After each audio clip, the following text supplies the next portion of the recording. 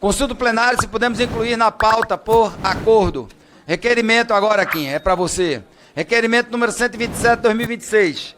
Moção de pesar e solidariedade pelo falecimento do primeiro sargento da Polícia Militar da Bahia, Romão Roberto dos Santos, de 65 anos, ocorrido em 22 de março de 2026 no município de Candeias, vítima de latrocínio. Aqueles que aprovam a inclusão permaneçam como se acham.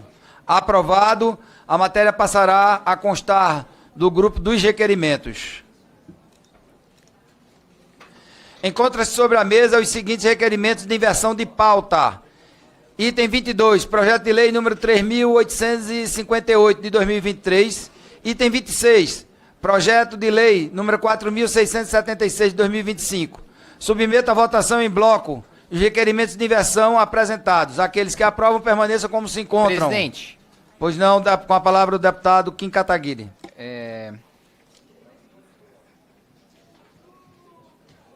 Foram retirados aqueles do acordo com o Coronel Ulisses. Não, perfeito. Então podemos votar em bloco. Deputado, entenda que na comissão quem manda são os senhores. Eu só faço aqui o trabalho só de tentar organizar. Aqueles que aprovam permaneçam como se encontram. Aprovados. Vamos votar. Queria consultar os senhores se a gente pode votar em bloco os requerimentos. Ok, general?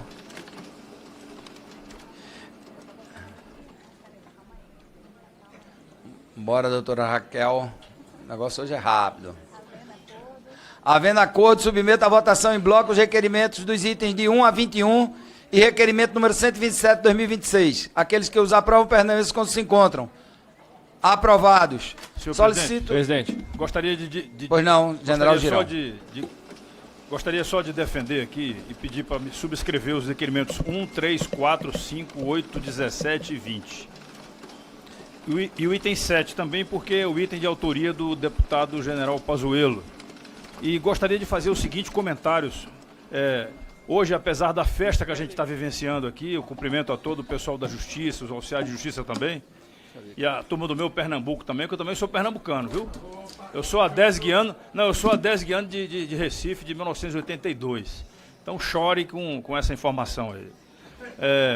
Mas eu tenho, apesar de todas as festas que a gente está vivendo aqui assim, hoje é um dia triste para nós, porque o nosso colega deputado Gilvan da Federal, no exercício do parlamento aqui, do seu ato de falar, ele foi considerado como sendo réu no inquérito lá no STF em função de ter se dirigido de forma desrespeitosa ao comandante do Exército.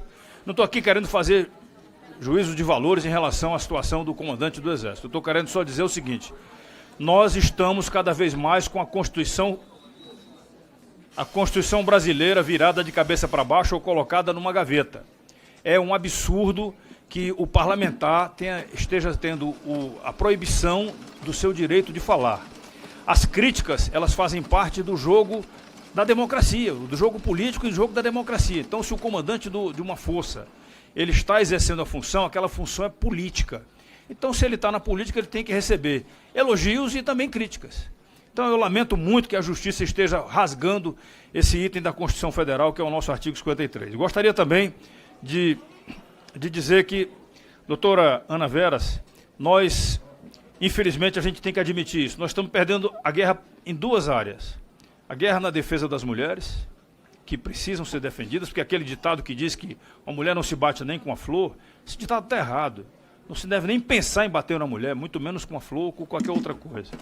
Mas a gente está perdendo essa guerra porque, infelizmente, o Brasil, o feminicídio só aumenta. A gente viu esse último homicídio aí absurdo contra uma mulher da guarda municipal. Então, a gente precisa, sim, mudar. Eu estive há 3 semanas atrás em El Salvador e lá quase que zerou isso. O que é que ele fez? É só mostrar o tamanho da palmatória que vai receber o cabo que cometeu algum crime. Roubo ou homicídio. Mostra a palmatória. Eu acho que alguns de nós aqui, o Coronel Meira é bem mais velho do que eu, ele deve ter sido criado também com a palmatória na parede ali. O cara tinha medo da palmatória. Bem, os 2 requerimentos que eu estou defendendo, um deles diz respeito a informações sobre a presença de centro de formação de terrorista dentro da terra indígena Tereza Cristina, lá no Mato Grosso. Requerimento do general Pazuello. Eu pedi para subscrever o requerimento e digo para vocês, Há muito tempo nós já temos centro de formação de guerrilha em alguns locais aqui do Brasil, especialmente em alguns assentamentos, especialmente nesses locais, porque são locais que, né, que campeia a prática da subordinação, da violência. Nas terras indígenas é a primeira vez que a gente ouve falar. Então é lamentável, estamos pedindo explicações para a ministra dos povos indígenas. E é o meu requerimento também, que é um repúdio à forma desrespeitosa, intimidatória e incompatível com a liberdade de imprensa praticado pelo ministro eu não gosto nem de falar o nome, você me desculpa, eu não falo o nome dos cabos que não presta. Eu não vou falar o nome do ministro, eu vou falar o nome do presidente da República, mas o ministro do presidente da República, que é desqualificado, na verdade é desqualificado para nós, mas é qualificado para ele, porque é o cara que gosta de fazer invasão em prédios públicos e privados na área urbana. Você já sabe quem é, né? O ministro aqui, esse... É um monte, né? É um monte de Boulos, eu ia falar o nome do cara. Mas ele foi lá ao Rio Grande do Norte, numa entrevista, ele chamou as jornalistas de mentirosas, mandou elas se calarem, e realmente é triste a gente ver isso aí. E a esquerda ficou calada. Eu não vi demonstração de defesa da OAB, da Associação de Imprensa também. Ninguém defendeu, só nós estamos defendendo as jornalistas que estavam exercendo o seu direito sagrado. Eu já fiz várias entrevistas lá, inclusive com jornalistas de esquerda, e fizeram perguntas, vamos dizer assim, até injustas para mim. Mas eu, dentro da classe e da educação, eu respondi. Questionei, mas nunca me exaltando, nem sempre cumprindo o respeito à liberdade de imprensa. Ou nós temos uma imprensa livre, ou nós não temos democracia. Ou nós temos o direito de falar dos deputados e senadores, ou nós não temos democracia. Ou nós paramos com os presos políticos, ou nós não temos democracia. Então eu peço desculpas àqueles que são contra, mas democracia no Brasil passou longe. Já faz tempo que a gente não tem. Muito obrigado, presidente. Senhor presidente, só subscrever os itens dos requerimentos 1, 3, 4, 5, 8, 11, 14, 17, 19 e 21. Subscrito. Presidente. Com a palavra, logo após o Sargento Faú, o Júnior Amaral. Só uma notícia rapidinho aqui, que eu acho que é interessante. Moraes manda Bolsonaro para prisão domiciliar. Aê! Aê! Chegando agora Justiça, mínima justiça sendo feita. Mínima justiça. Com a palavra, o deputado Júnior Amaral. Antes tarde do que nunca, né, Sargento Faú? Essa covardia que está acontecendo com o presidente da República já era para ter encerrado há muito tempo. Mas nós temos um Senado acovardado, liderado por um cara que é declaradamente omisso, sem vergonha, que está diretamente envolvido nesse infinito da impunidade da relação entre o Senado e o Supremo Tribunal Federal. Mas agora, enfim, né, até porque Moraes tem que preocupar com tantos outros problemas, e grandes problemas, e esses sim, crimes de verdade, que ele está envolvido. Então tira esse peso ali das suas costas, das suas cobranças, para poder cuidar dos seus BOs, né? Como a gente costuma dizer no meio policial. Presidente, o que eu quero manifestar aqui é sobre o meu requerimento e agradecer aos colegas aí pela sensibilidade na aprovação, o requerimento número 19, que se refere ao assassinato covarde, que hoje o ordenamento jurídico nosso chama de feminicídio, da soldado PM Gisele. O Brasil inteiro acompanhou, estarrecido, né, os desdobramentos desse caso, e uma covardia explícita, uma dissimulação do assassino, né, porque isso é o que está indicando todas as provas e o que a perícia já está também direcionando, que é o tenente-coronel Geraldo Neto. Ele que já tinha sido denunciado por outras policiais por assédio, e essas policiais foram transferidas. Então, a moção que eu apresento aqui é de aplausos para o Cabo Fernandes. Por quê? Para quem não acompanhou, eu vou resumir aqui para entender o contexto dessa situação. Lá, na hora que a guarnição chegou, na cena do crime, minutos após, aliás, na verdade, pelo que eu entendi, até mais de 1 hora depois, porque o tenente-coronel demorou muito para acionar socorro e, por consequência, a polícia. Ele fez de tudo para poder apagar os vestígios do crime, inclusive em si próprio, né, dizendo à guarnição policial que lá estava que não iria para a delegacia naquele momento porque ele tinha que tomar banho. E o Cabo Fernandes, mesmo sabendo como funciona no ambiente militar a perseguição, quando você quer fazer o certo contra alguém que é superior hierárquico, e aqui não quer dizer que é por ser tenente-coronel, não. A qualquer superior hierárquico, muitas vezes, uma postura correta dentro da legalidade causa consequências de perseguição e transferência, sem motivação. Sem um processo disciplinar, nada. É o que acontece, é a realidade nas forças policiais militares, principalmente Brasil afora. É por isso que eu tenho um projeto de lei apresentado nessa comissão, para a gente poder impedir qualquer transferência não motivada, no que se refere à transferência a bem da disciplina, algo que é muito comum lá em Minas Gerais, infelizmente. Lá em Minas, presidente, já aconteceu de oficial ser flagrado dentro de motel com subordinada durante o serviço, ela ser transferida e ele, logo em seguida, ir comandar batalhão de destaque. Então, quando o Cabo Fernandes faz esse posicionamento com firmeza lá no local de crime, tentando impedir que o tenente-coronel se livrasse dos vestígios, isso precisa ser exaltado. Porque isso precisa ser uma referência de conduta a todos os policiais, que se veem pressionados a fazer o contrário. E que bom, né, que tinha a câmera corporal. E aí eu queimo minha língua porque eu achava que só serviria para inibir o combate ao crime. Mas neste caso está impedindo uma injustiça contra o Cabo Fernandes, porque eu sei que se não fosse a câmera ali, se não fosse revelado detalhe por detalhe, esse tenente-coronel, mesmo todo enrolado e até preso, ele iria usar da sua influência para transferir esses policiais. E aí eu destaco o Cabo Fernandes, porque, trazendo aqui um trecho da fala dele, né? É que o senhor sabe da burocracia, né, coronel? Então, quanto mais rápido agilizar, se o senhor puder só colocar uma camiseta, é melhor. E ele refuta, né, irmão? Tem 34 anos de serviço, eu sei o que eu tô falando. Eu vou tomar banho. Na sequência, o senhor não quer colocar uma camiseta e um short rapidinho? Ele insiste. E tinha ali um superior hierárquico com ele, um tenente, que se viu também ali pressionado, fez errado, porque na fala do tenente, muito claro no vídeo, né? O cabo chega a falar pro tenente, tenente, ele vai lavar a mão. E o tenente fala, eu vou fazer o quê, né? Depende do que o perito falar. Eu não vi nada. Eu não vou fazer juízo aqui da postura do tenente, não, porque eu sei, como militar, como é a pressão nessas horas lá.